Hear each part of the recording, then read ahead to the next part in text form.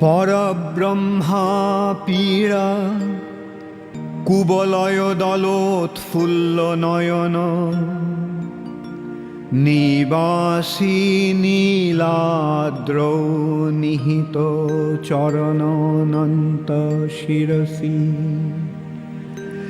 রসানন্দী রাধা সরস বপুরালিঙ্গন সুখ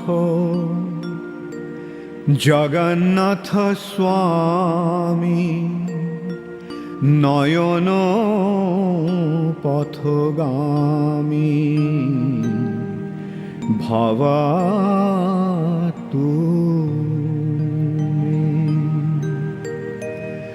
জগন্নাথ স্বামী নয়ন পথগামী ভবাতু মে। सुंदर, अति सुंदर। कितना सुंदर गाते हैं आप।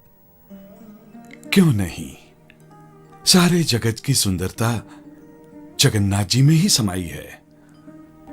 उनके प्रति कहा जाने वाला एक एक शब्द सुंदर ही होगा। तभी तो आज से पहले मैंने कभी अपने भीतर ऐसी अनुभूति नहीं पाई। तुम्हारा हृदय शुद्ध पवित्र है, तभी तुमने अपने भीतर यह अनुभूति पाई।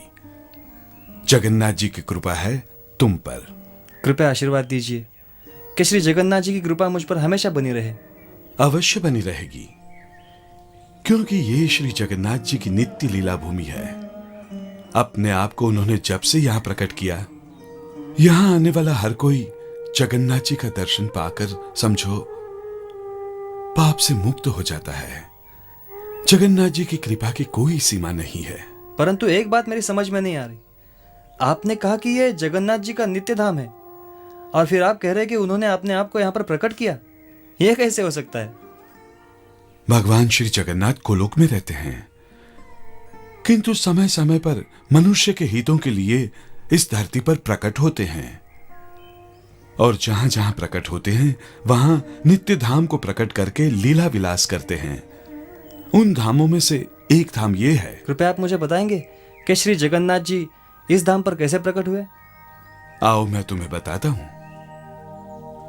सर्वोत्तम भगवान श्री कृष्ण ही जगन्नाथ हैं।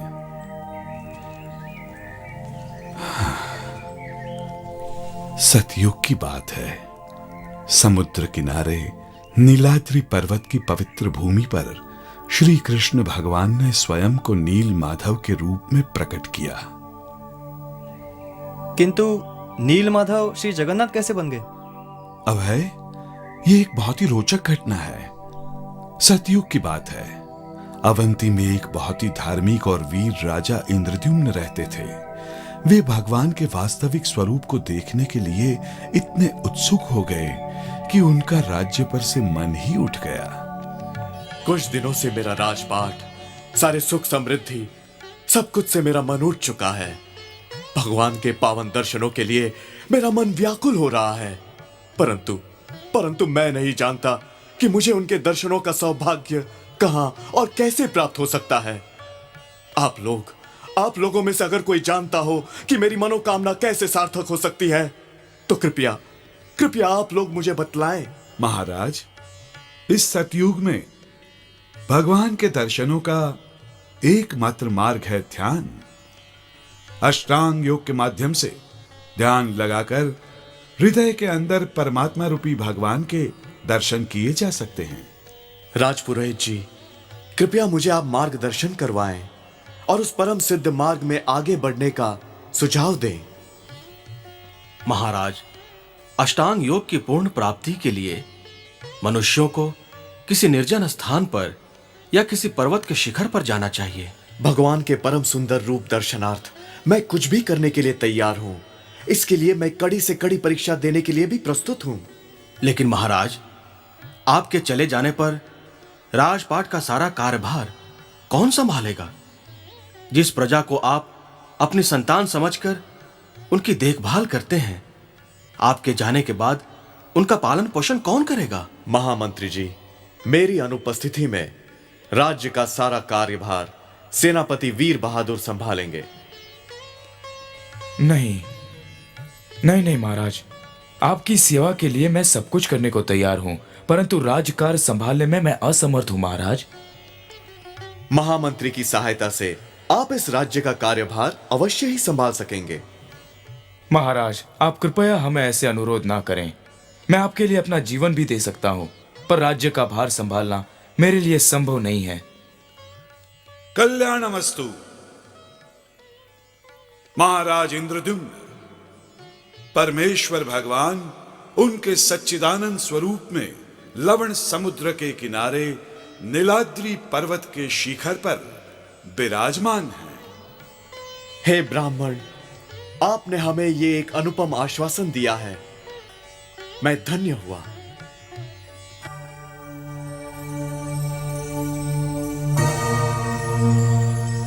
कहां गया वो ब्राह्मण? वो तो अभी अभी यहीं थे, अब वो दिखाई नहीं दे रहे। महाराज, भगवान की असीम कृपा से यह शुभ संवाद हम सब ने सुना।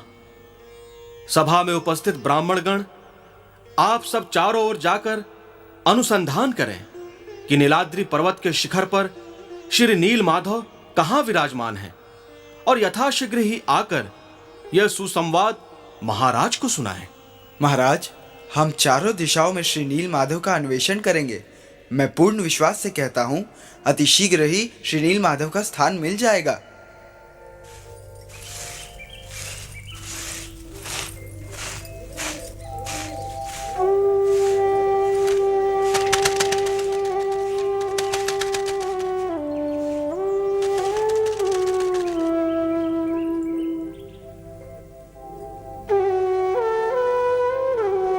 अंदर आने के लिए मुझे क्षमा करें। मैं अवंतीपुर वासी हूँ। मेरा नाम विद्यापति है। यात्रा करके मैं बहुत थक गया हूँ। मुझे पीने के लिए पानी देने का कष्ट करें। क्षमा करें, मैं सवरकुल से हूँ। मुझे आप जैसे ब्राह्मणों को जल पिलाने का अधिकार नहीं है। परंतु सवरकुल में जन्म लेकर भी तुम दिखने में अति सरल और निष्पाप लगती हो। कृपया मुझे जल दो।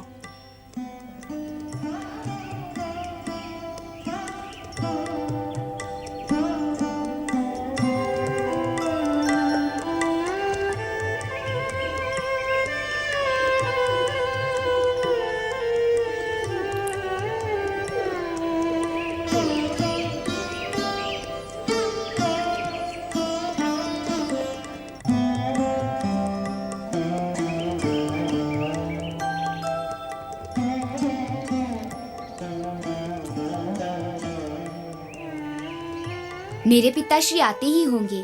आप कृपा करके उनके आने तक रुक जाने का कष्ट करें। पिताश्री,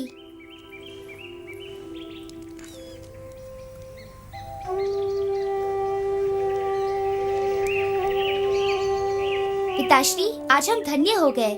आज हमारे घर में अवंतीपुर से ये ब्राह्मण आए हैं। आज मेरे लिए परम सौभाग्य का अवसर है कि आप जैसे सर्वोत्तम ब्राह्मण मेरे घर में अतिथि रूप में पधारे हैं। मैं बहुत थका हारा आपके द्वार पर आया था। आपकी पुत्री ने बड़े यत्न से मेरा आदर सत्कार किया, इसलिए मैं आपका बहुत आभारी हूँ। अब कृपया मुझे जाने की आज्ञा दें। हमारा अनुरोध है कि यात्रावश थके होने के कारण आप कृपया कुछ दिनों के लिए हमारा आतिथ्य स्वीकार करें। सवर राज विश्ववसु विद्यापति से बहुत ही प्रभावित हुए और उन्होंने अपनी पुत्री ललिता का विवाह विद्यापति से कर दिया। विद्यापति ने यह अनुभव किया कि विश्ववसु हर रात बाहर कहीं जाते हैं। इस पर उन्होंने अपनी पत्नी ललिता से पूछा, तुम्हारे पिताश्री रोज देर रात को कहाँ जाते हैं?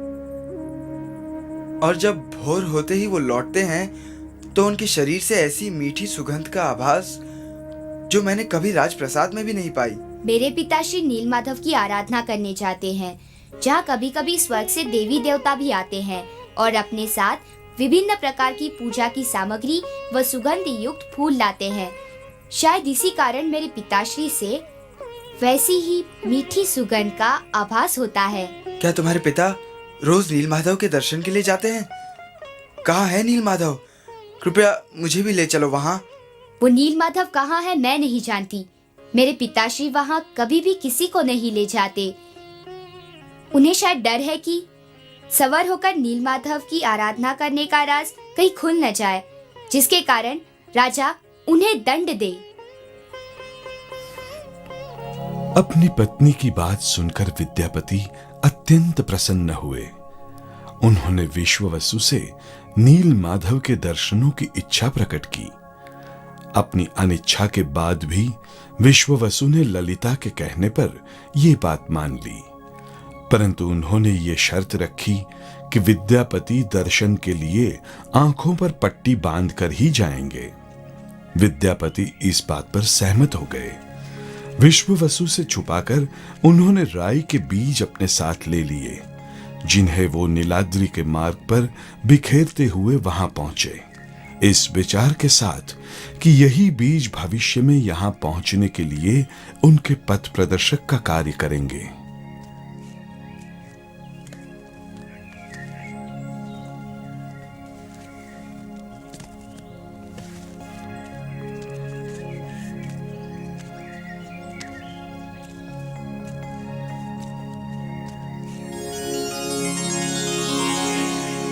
श्रीगोविन्दं घनश्याम पीताम्बरधरं परं श्रीनन्दनन्दनं नौमि श्रीगोपीजनवल्लभम्। विश्ववसु, आज तक मैंने तुम्हारी सेवा स्वीकार की, परंतु अब मैं चाहता हूं कि महाराज इंद्रद्युम्न ये कार्य करें। ये मेरी इच्छा है, इसलिए ये मत सोचो कि मैं तुम्हें छोड़कर जा रहा हूं। तुम्हारी श्रद्धावश में सदैव तुम्हारे हृदय में रहूंगा।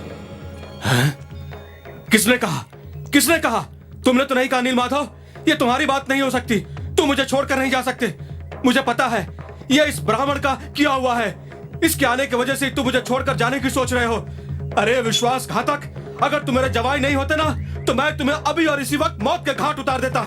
मैं तुम्हें नहीं छोड़ूंगा, मैं तुम्हें नहीं छोड़ूंगा, मैं तुम्हें मार डालूंगा, मैं तुम्हें मार डालूंगा, मैं तुम्हें नहीं छोड़ूंगा, मैं तुम्हें नहीं छोड़ूंगा, मैं तुम्हें नहीं छोड़ूंगा।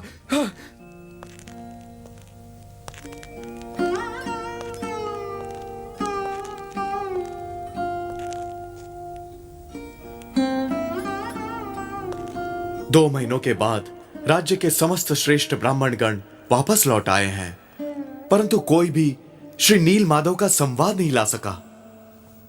महाराज, आप निराश न हो। प्रधान पुरोहित ब्राह्मण श्रेष्ठ विद्यापति अभी तक नहीं लौटे हैं। वो निश्चय ही श्री नील माधव के संवाद लेकर ही आएंगे। पिताश्री वो कहाँ है? वो कहाँ है? मैंने उसे जानवरों की तरह बांध दिया है। उसने मेरे साथ छल किया, मुझे नील माधव की आराधना करने से रोका, किंतु मेरे जीते जी ऐसा कभी नहीं हो सकेगा। अरे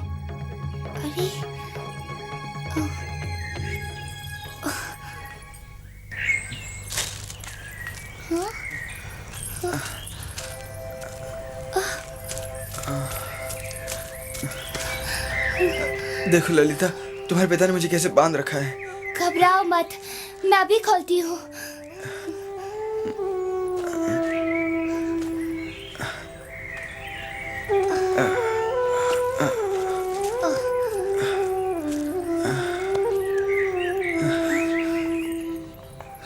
तुम मेरी प्राण प्रिय हो, तुम मेरे दिल की संपत्ति हो। तुम्हारे ही कारण आज मुझे नया जीवन मिला है। अगर तुम न होती तो इस अंधकार में घने जंगल में या तो मुझे जंगली जानवर खा जाते या तो मैं भूख से मर जाता। मुझे तुरंत अवंतीपुर पहुंचकर राजा इंद्रद्युम्न को श्री श्री नील माधव के बारे में बताना होगा। उसके बाद मैं तुम्हें आकर ले जाऊंगा। बचाओ, रुको। महाराज, विद्यापति, महाराज, विद्यापति, महाराज, मुझे नील माधव का स्थान मिल गया है। महाराज, विद्यापति, कहाँ है मेरे श्री नील माधव? जल्दी मुझे उनके पास ले चलो। मैं उनके दर्शन करके अपने आप को धन्य करना चाहता हूँ। वो नीलाद्री पर्वत के एक शिखर पर एक दिव्य मंदिर में विराजमान है महाराज। चलो चलो, हम सब मिलके श्रीमद नील माधव को यहाँ पर ले आए। जी चलो।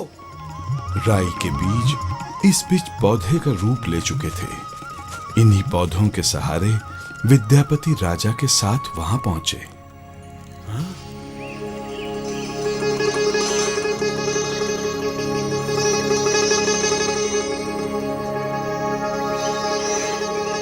कहाँ गया नील माधव का विग्रह? कहाँ गया नील माधव का विग्रह? ये निश्चय ही सवर विश्ववसु का काम है। बोलो बोलो, तुमने भगवान नील माधव को कहाँ छुपा के रखा है? कहाँ छुपा के रखा है? इस पूरे इलाके को घेर लो और घर घर की तलाशी लो। ना ही कोई अंदर आने पाए और ना ही कोई बाहर जाने पाए। मैं देखता हूं कब तक ये लोग भगवान नील माधव की खबर दिए बिना रह सकते हैं। जाओ।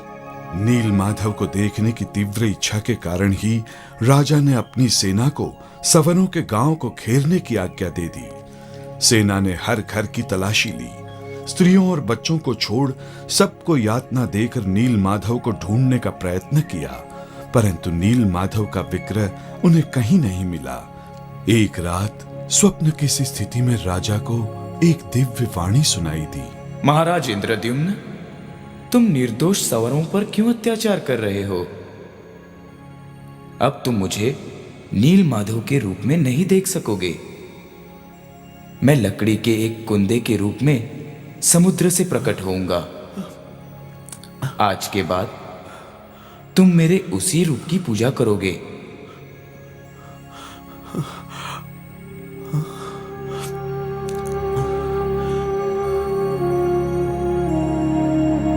राजा भगवान के बताए अनुसार समुद्र किनारे गए। वहां समुद्र में पेड़ का बड़ा कुंदा तैरता हुआ देखा। खुश होकर तुरंत ही उसे बाहर निकालने का प्रयत्न किया, परंतु असफल रहे। उन्होंने अपने शक्तिशाली सैनिकों को आज्ञा दी, वे भी असफल हुए। राजा की संपूर्ण सेना, हाथी घोड़े मिलकर भी उस कुंदे को बाहर न निकाल सके। तब दिव्यवाणी ने फिर से निर्देश दिया। इंद्रद्युम्न, तुम ब्राह्मण श्रेष्ठ विद्यापति व सवर राज विश्ववसु को समुद्र की ओर भेज दो। वो निश्चय ही मुझे पानी से निकाल लेंगे।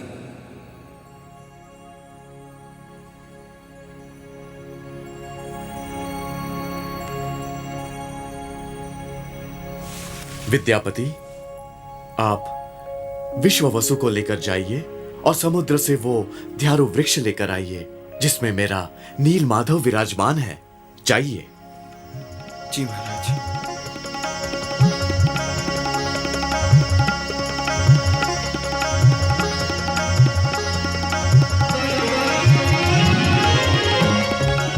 जिस कुंदे को सारी सेना, हाथी घोड़े नहीं निकाल सके, उसे विश्ववसु और विद्यापति ने बड़ी आसानी के साथ समुद्र से निकाल लिया। एक के बाद एक कारीगर आए। उन्होंने लगातार कोशिश की, परंतु जैसे ही वो अपने औजारों से कुंदे पर प्रहार करते, वो टूटकर जमीन पर गिर जाते। अंत में जब राजा बिल्कुल निराश हो गए, तो एक बूढ़ा कारीगर आया और उस बूढ़े कारीगर ने अपने दोनों हाथ जोड़कर राजा से अनुरोध करते हुए कहा, महाराज, मैं इस लकड़ी से भगवान रूपी विग्रह बना सकूंगा, परंतु एक शर्त पर। जितने दिन मैं काम करूंगा उतने दिन द्वार बंद रहेंगे। इस बीच अगर किसी ने द्वार खोले तो मैं कार्य अधूरा छोड़कर चला जाऊंगा। आपकी शर्त का पालन किया जाएगा।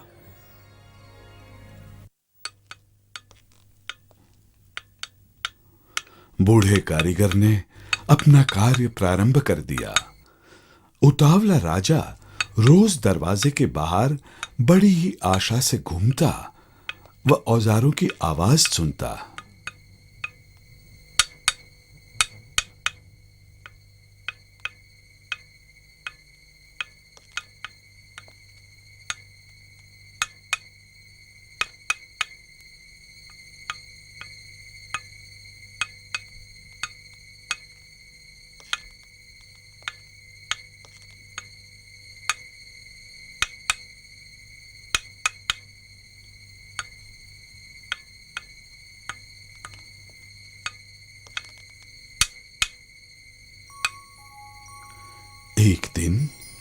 जब राजा बाहर उत्सुकता से कार्य समाप्त होने की प्रतीक्षा कर रहा था कि भीतर से आवाज आना बंद हो गई।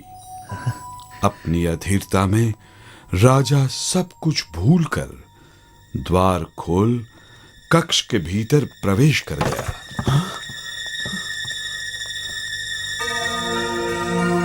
हे भगवान, ये मैंने क्या किया? मैंने अपनी प्रतिज्ञा भंग की। मेरे दुष्कर्म के कारण ही भगवान के श्री विग्रह का कार्य अधूरा रह गया। वो वृद्ध कारीगर इसी कारण चला गया है। मैं इसका प्रायश्चित करूंगा। मैं अपना शरीर त्याग कर इस पाप का प्रायश्चित करूंगा। राजा ने अधूरे विग्रह के लिए स्वयं को जिम्मेदार ठहराया। प्रायश्चित स्वरूप उन्होंने अपनी देह को त्यागने का निश्चय किया। वह अन्न जल का त्याग कर दिया। उन्होंने मुकुट उतार दिया। वह राजसी वस्त्रों का त्याग कर दिया। भगवान के श्री चरणों में ध्यान लगाकर वे कुश के आसन पर अपने प्राण त्यागने के लिए बैठ गए।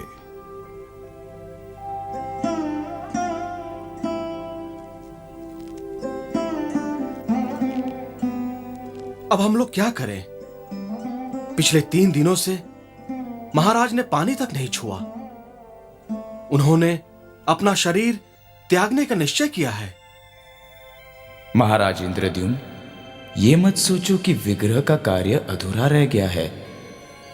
मैं अपने इसी रूप में बैकुंठ लोक में सदैव निवास करता हूं।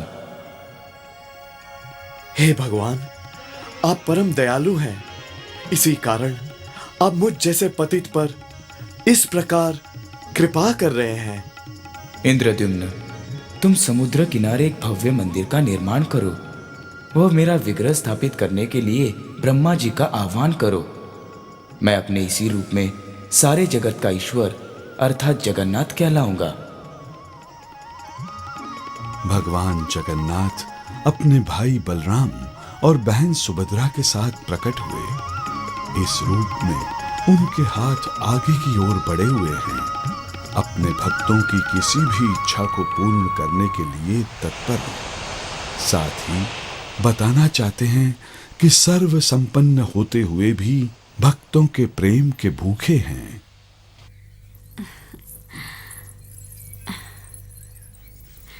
जीते रहो बेटा। अब है तुम्हारे यहां आने से हम लोग धन्य हो गए। मैंने ही आपको तकलीफ दी है। क्या कहते हो बेटे? हमने तुमसे बहुत कुछ सीखा है। जानते हो, हमारा तो जीवन ही बदल गया है। तुमने हमको एक नया रास्ता दिखाया है। अब से इस घर में मांस माछ कभी नहीं आएंगे। सच मानिए, इसके लिए आपको कभी भी दुख नहीं होगा। मुझे पता है, भक्ति मार्ग पर चलकर हमें बड़ी शांति मिलेगी। अच्छा, अब मुझे आज्ञा दीजिए, मैं चलता हूँ।